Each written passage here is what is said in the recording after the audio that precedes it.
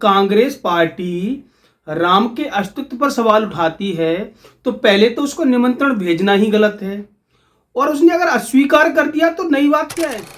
जब वो भगवान राम के अस्तित्व को अस्वीकार करती है तो निमंत्रण क्यों स्वीकार करेगी। मनाना ही है तो शंकराचार्य जी को मनाना चाहिए, क्योंकि वो सनातन धर्म की, हिंदू धर्म की धर्म ध्वजा है, सर्वोपरि है।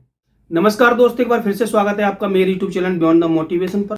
आज का वीडियो देखना आपके लिए बहुत ही आवश्यक है, क्योंकि कंफ्यूजन पैदा हो गया लोगों के बीच में कि धर्म पर राजनीति हावी हो गई है या राजनीति पर धर्म हावी हो गया। जैसा कि राम मंदिर का उद्घाटन होने वाला है 22 जनवरी को, और ये मोदी जी द्वारा होगा, तो इस पर शंकराचार्य निश्चलानंद जी ने टिप्पणी की है कि यदि वो भगवान राम की प्रतिमा को स्पर्श करेंगे और मैं वहां बैठ के ताली बजाऊंगा क्या, मैं क्यों जाऊंगा। अब तो चारों ही शंकराचार्य विरोध में आ गए, बहुत सारे संत विरोध में आ गए हैं।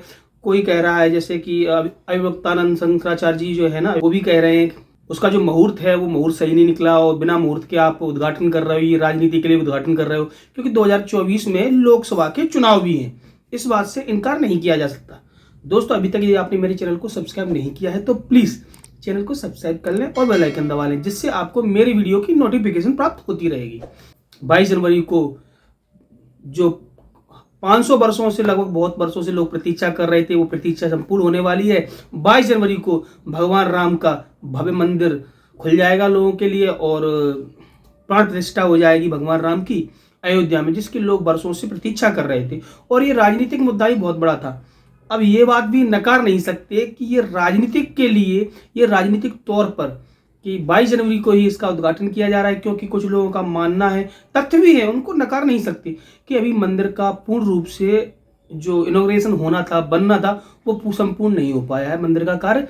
और बीच में ही जो 24 में चुनाव है उसके अंतर्गत पहले से ही भगवान राम की प्राण प्रतिष्ठा करवाई जा रही है, और बिना मुहूर्त के भी करवाई जा रही है। चारों शंकराचार्य है ना, उनका भगवान राम की प्राण प्रतिष्ठा का विरोध कर रहे हैं, या ऐसा कहें कि बीजेपी का विरोध कर रहे हैं, क्योंकि बीजेपी सरकार ने धर्म को ऑक्युपाइड कर लिया है, अधिग्रहण कर लिया है, ऐसा शंकराचार्य कहते हैं। और भी, लेकिन इससे भी सबसे बड़ी इंपॉर्टेंट बात यह है कि अयोध्या राम जन्मभूमि जो ट्रस्ट है, उसके जो महासचिव हैं चंपत राय जी, उनकी बातों से मैं बिल्कुल भी सहमत नहीं। उन्होंने ये बात कही कि राम संप्रदाय का मंदिर है तो राम संप्रदाय के लोगों को आना चाहिए, और शंकराचार्य आते हैं नहीं आते हैं क्या फर्क पड़ता है, वो शैव संप्रदाय से हैं।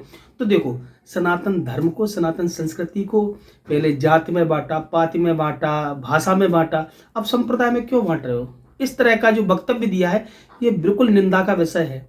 शंकराचार्य जी को भी मैं यही कहना चाहूंगा कि यदि अभी तक यदि आप जैसे ग्रंथों का बहुत सारे वाचन करते हैं, कथा का वाचन करते हैं, बड़े बड़े वक्तव्य देते हैं कि कोई व्यक्ति पवित्र है वाणी से, धर्म से, आचरण से, तो वो ब्राह्मण के समान है, तो वो अगर मूर्ति का स्पर्श मोदी जी करते हैं तो इसमें कोई मतलब ऐसा कोई निषेध नहीं होना चाहिए, जैसा कि शंकराचार्य निश्चलानंद जी ने कहा है कि वो स्पर्श करेंगे तो उन्हें आपत्ति है।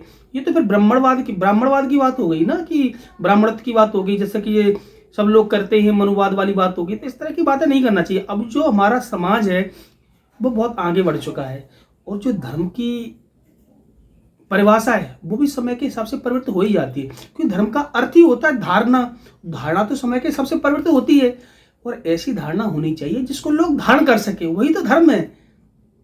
और हमारे सनातन धर्म में तो सद्भाव वाली धारणा है, सबको समेटने वाली धारणा है, सबको साथ लेके चलने वाली धारणा है। तो इस तरह की जो शंकराचार्य जी भाषा बोल रहे हैं वो भी कहीं ना कहीं मुझे लगता है थोड़ी सी गलत है। ये बिल्कुल सही है कि बीजेपी वालों ने धर्म को ही राजनीति बना लिया है, और धर्म को आगे करके राजनीति कर रहे हैं। चलो ठीक है, राजनीति अपनी जगह है, धर्म अपनी जगह है, दोनों का अलग अलग है। लेकिन अगर धर्म के लिए ही राजनीति कोई पार्टी बनी है, उसी के लिए राजनीति कर रही है, तो भी कोई ज़्यादा बुरी बात नहीं है। कांग्रेस के लिए यही कहना चाहूँगा कि कांग्रेस को तो जो लोग हैं पता नहीं क्या नैतिकता की बातें करते हैं, उनको चाहे वो कांग्रेस हो चाहे सपा हो, उन लोगों को उन्होंने निमंत्रण भेजा ही क्यों? क्योंकि सपाइयों की जब सरकार थी उन्होंने तो कार सेवकों पर गोली चलवाई। तो अगर आपने उनको निमंत्रण भेजा है तो इसका मतलब यही है कि जिनका बलिदान हुआ है, जिन पर गोलियां चली हैं, उनका तो मतलब अस्तित्व को आप नकार रहे हो, हैं? आप उनके दुश्मनों को इनवाइट कर रहे हो, तो ये गलत किया है। नैतिकता उतनी ही ठीक है जिससे किसी को हानि नहीं होनी चाहिए, किसी को मान हानि नहीं होनी चाहिए, किसी के हृदय को ठेस नहीं पहुंचनी चाहिए। मैं कहता मेरे हिसाब से तो सपा के अध्यक्ष के रूप में भी भले अखिलेश यादव जी हो, उनको तो निमंत्रण ही नहीं भेजना चाहिए था, क्योंकि उनके पिताजी ने तो और सपा पार्टी इससे असहमत थी राम मंदिर से, और उन्होंने गोली चलवाई थी कारसभा पे।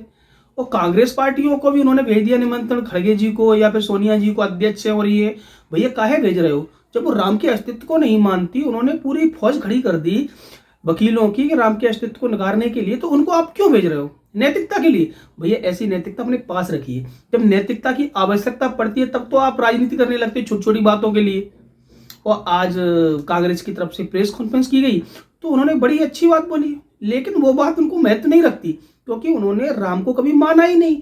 उन्होंने तो हिंदू धर्म को भी ठीक से नहीं माना, उसके खिलाफ ही बोले हैं। और डेली गठबंधन की जो इंडिया गठबंधन है, उनके लोग भगवान राम के खिलाफ, रामचरितमानस के खिलाफ, हिंदू धर्म के खिलाफ बोलते रहते हैं। कोई मलेरिया बताता है, कोई एड्स बताता है, तमाम प्रकार की भाषा बोलते हैं।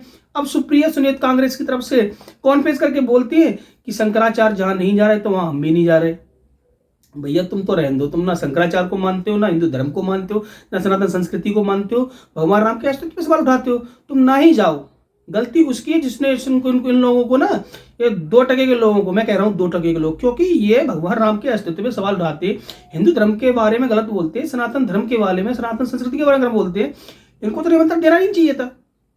और नहीं जा रहा है, बड़ी खुशी की बात है।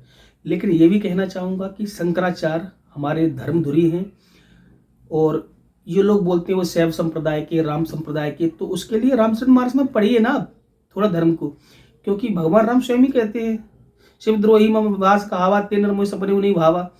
भगवान शिव का जो द्रोही होगा भगवान राम का भक्त हो ही नहीं सकता, और जो भगवान राम का भक्त होगा वो भगवान शिव का भक्त तो होगा ही होगा।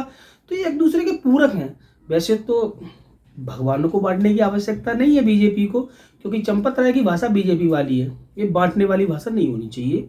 मैं तो ये कहूँगा 22 जनवरी को सभी लोगों को दिवाली मनानी चाहिए। अच्छी बात है कि बहुत इंतजार के बाद भगवान राम की प्राण प्रतिष्ठा हो रही है, और उन शंकराचार्यों को और उन संतों को जो विरोध कर रहे हैं भगवान राम को, उनको भी ये कहना चाहूँगा कि तुम ही केवल ऐसे व्यक्ति नहीं हो जिनको ज्योतिष का नॉलेज हो। जैसे कि नाम भी आ रहा है, पंडित कोई हैं, उन्होंने मुहूर्त निकाला है। तो अलग अलग विचारों को रखने वाले, अलग अलग धारणाओं को रखने वाले लोग हो सकते हैं, धर्म में भी हो सकते हैं। तो मुहूर्त निकाला गया है, शुभ मुहूर्त है 22 जनवरी का, तभी प्राण प्रतिष्ठा हो रही है। आप ये कुछ भी मत बोलिए, क्योंकि आप एक पद पे हो, संत के और धर्मधुरी हो। इस तरह की भाषा ये हिंदू धर्म को बांटने वाली न तो बीजेपी को बोलनी चाहिए, और ना ही उन शंकराचार्य, उन संतों को बोलनी चाहिए। शंकराचार्य को जो आप इस धर्म संत के पद पे हो, शंकराचार्य के पद पे हो, क्योंकि शंकराचार्य तो अद्वैतवाद के प्रवर्तक थे, तो उनको तो सब में एक ही चीज दिखनी चाहिए, मनुष्य मनुष्य है, सब लोग एक ही हैं। उनमें जाति ढूंढने की आवश्यकता क्या पड़ गई कि ओबीसी के मोदी जी ओबीसी वाले हैं तो वो मूर्ति को टच नहीं कर सकते। गलत भाव है, इस तरह के भाव शंकराचार्य को भी नहीं बोलने चाहिए। और यहाँ पहले भी कई एक बार आरोप लगा है अभिव्यक्त सर शंकराचार्य पे और निशिराचंद पे कि वो कांग्रेस के एजेंट है इस तरह के। तो कोई किसका एजेंट है कि नहीं है ये मुद्दा नहीं, मुद्दा ये है कि ये शुभ घड़ी बहुत समय बाद आई है, तो इस शुभ घड़ी में सभी को साथ में मिल करके, सहयोग कर करके और सेलिब्रेशन करना चाहिए, उत्सव मनाना चाहिए। इतना ही कहूँगा। बाकी लोग क्या सोचते हैं क्या नहीं सोचते हैं आप मुझे कमेंट करके बताइए। यदि वीडियो अच्छा लगा हो, यदि मेरी राय अच्छी लगी हो, तो आप वीडियो को लाइक करिए। अगर आप मेरी राय से असहमत हैं तब भी आप अपनी राय को कमेंट करिए, लोगों को इस वीडियो तक पहुंचाइए। और अंत में यही कहूँगा, अभी तक यदि आपने मेरे चैनल को सब्सक्राइब नहीं किया है तो प्लीज़ चैनल को सब्सक्राइब कर लीजिए। मिलते हैं किसी नए वीडियो, नई जानकारी के साथ, तब तक के लिए धन्यवाद।